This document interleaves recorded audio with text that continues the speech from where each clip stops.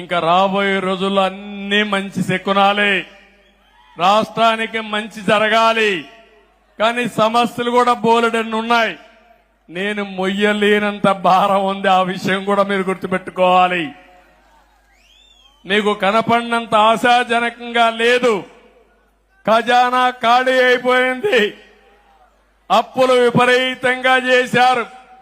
చాలా మంది అంటున్నారు, నువ్వు ఎట్లా చేస్తావు, నీ దగ్గర డబ్బులు లేవు కదా అని. ఉన్నదే నాకు మనో సంకల్పం, మనోధైర్యం. కష్టాలున్నాయని పారిపోయేవాణ్ణి కాదు. 40 ఏళ్లుగా ఆదరించిన ప్రజానీకం 5 కోట్ల మంది కోసం, మీ భవిష్యత్తు కోసం ఎంత కష్టమైనా పడతాను, ఎంత భారమైనా మోస్తాను.